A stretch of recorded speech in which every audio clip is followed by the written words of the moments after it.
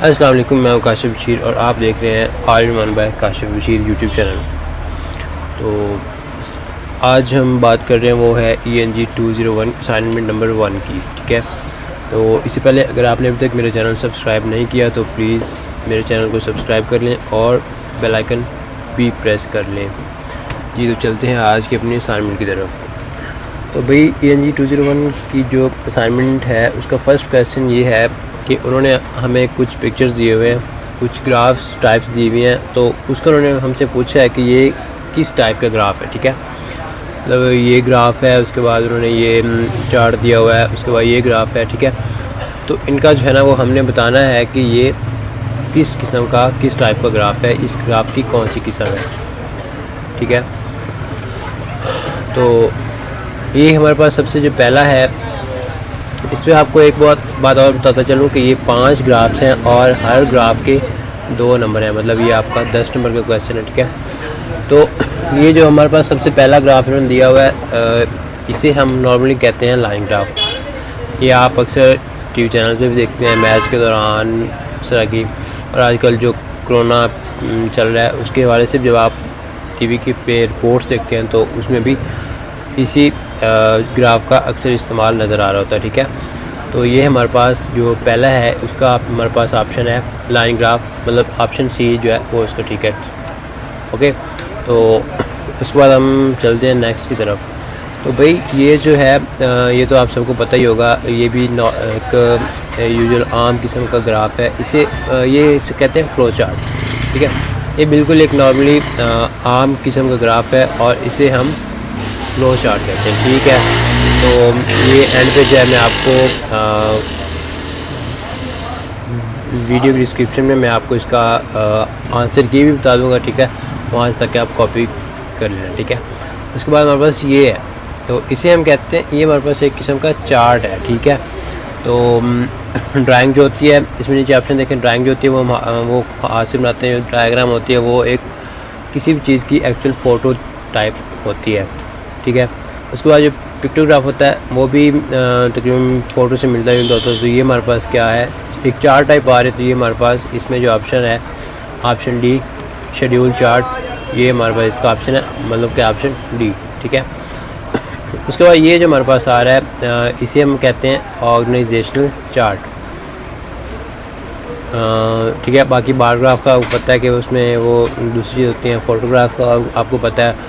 Line graph जो है वो भी हम ऊपर देख के आए हैं कि लाइन ग्राफ क्या होती है। ठीक है, इसमें इन्होंने दिया हुआ है CEO, फिर उसके नीचे मैनेजर होता है, मैनेजर मार्केटिंग होता है, मैनेजर प्रोडक्शन, और उनके आगे फिर जो है सब कैटेगरीज होती है। मैनेजर प्रोडक्शन जो उसके नीचे फोरमैन होता है, फोरमैन एक फोरमैन असम्बली का होता है, एक ये फैब्रिकेशन का होता है। तो फिर उन सब फोरमैन के नीचे जो होते हैं वो वर्कर होते हैं। मतलब ये एक ऑर्गेनाइजेशन का जो है हमारे पास सामने उन्होंने चार्ट बना के दिया हुआ है कि ऑर्गेनाइजेशन का जो स्ट्रक्चर है वो उन्होंने हमें दिखाया हुआ है। तो मतलब ये हमारे पास ऑप्शन बी ठीक है, ऑर्गेनाइजेशनल चार्ट। ठीक है, उसके बाद ये आप जो स्टूडेंट्स हैं जो जिन्होंने मैट्रिक किया है, उन्होंने साइंस में बायो के साथ किया है, तो वो इस चीज़ को बखूबी जानते होंगे कि ये क्या चीज़ है एनिमल सेल। तो ये हम पीछे पढ़ आए हैं कि ये क्या है। तो ये हमारे पास बिल्कुल हम पहले भी जानते हैं और अब भी हम लेक्चर में पढ़ चुके हैं।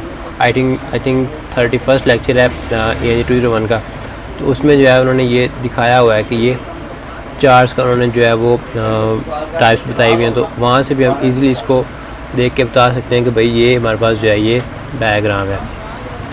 ठीक है, हाँ जी, डायग्राम है। फ्लो चार्ट भी नहीं है, पाई चार्ट भी नहीं है, ऑर्गेनाइजेशनल चार्ट भी नहीं है, मतलब ये हमारे पास डायग्राम है। तो इसका मतलब ऑप्शन सी ठीक है। जी, तो पहला क्वेश्चन यहाँ पे एंड हुआ। उसके बाद हमारे पास है दूसरा क्वेश्चन नंबर 2।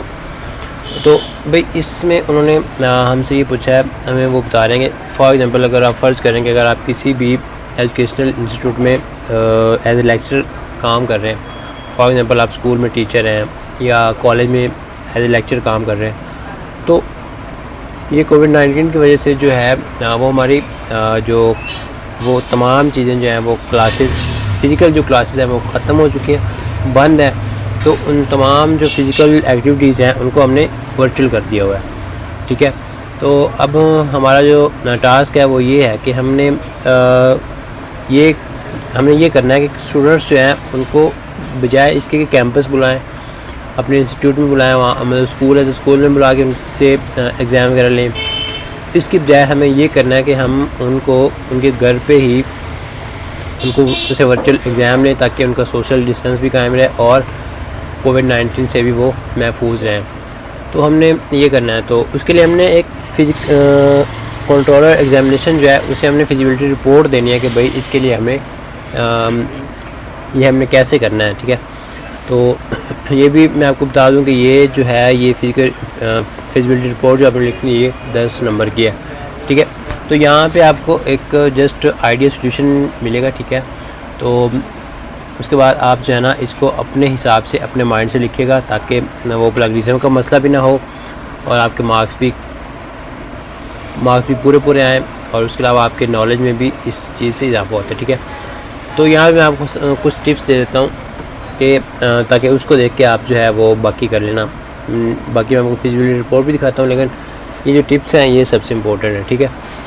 तो इसमें जो है सबसे पहले इंट्रोडक्शन होता है।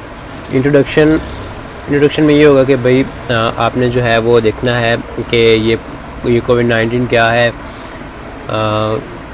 ये इशू हम ये जो फिजिबिलिटी रिपोर्ट बना रहे हैं ये किस वजह से बना रहे हैं कि ये कोविड-19 की वजह से है, उसकी वजह से ये सारा गड़बड़ हुआ है।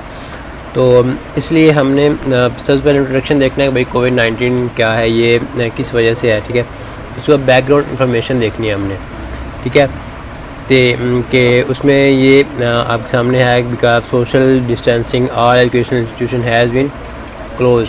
मतलब जो हम फिजिबिलिटी रिपोर्ट बना रहे हैं उसका जो बैकग्राउंड है वो किस लिए बना रहे हैं कि क्योंकि तमाम जो इदारे हैं वो तो बंद हैं, ठीक है। तो हम वहाँ पे इंस्टीट्यूशन कैंपस में, स्कूल में, कॉलेज में जो है वो एग्ज़ाम ले नहीं सकते। तो उसके बाद एवोल्यूशन है, ठीक है। उसमें भी आप ये देख लें, to be fair to all students they should be standardised factors such as the content and format of the examination paper and task, ठीक है। तो उसके बाद जो हमारे पास है ये रिक्वायरमेंट्स हैं। रिक्वायरमेंट्स में हमारे पास ये है कि हमें जो हम उसका वर्चुअल सिस्टम कर रहे हैं तो उसमें हमें क्या क्या चीज़ें रिक्वायर हैं कि हम किस तरह से उसको करेंगे। जिस तरह आप देखेंगे वर्चुअल यूनिवर्सिटी के स्टूडेंट्स हैं, तो इनको अगर कहो कि जी आपका क्विज़ है तो ये क्या करते हैं जी, ये व्यू एक्सटेंशन लगा ली, व्यू टूल किट लगा ली, ठीक है।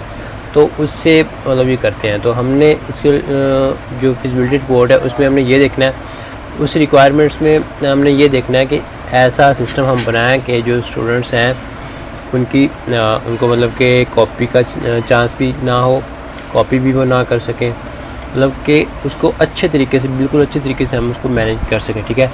और उसको बाकी रिकमेंडेशंस हैं वो भी तकरीबन यही है कि किस तरह से हमने करना है उसको उसको कैसे मैनेज करना है। असाइनमेंट्स देनी है बच्चों को, उनको क्विज़ करने हैं, उनको GD भी करना है, ठीक है। मतलब कि जो एग्ज़ाम होगा उसमें हमने कैसे करना है, या हमने अगर पोर्टल पे देना है तो उसको पोर्टल का क्या सीन है, ठीक है। तो ये सिस्टम है सारा, ठीक है। उसके बाद जो है ये नीचे देख लें कि ये जो है ना आप अपनी असाइनमेंट्स, पहले भी मैंने आपको बताया कि ये सिर्फ एक आइडियल सोल्यूशन होगा, आइडियल सोल्यूशन कि आप इसको देखें और इस हिसाब से जो है ना वो आप अपनी नई चीज़ बनाएं, ठीक है, ताकि आपको परेशानी ना हो और आपके जो मार्क्स हैं वो भी पूरे आएँ।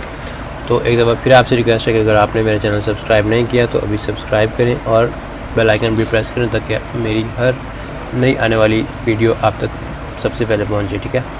तो अब दुआ में याद रखिएगा। अल्लाह हाफिज़, बेस्ट ऑफ लक।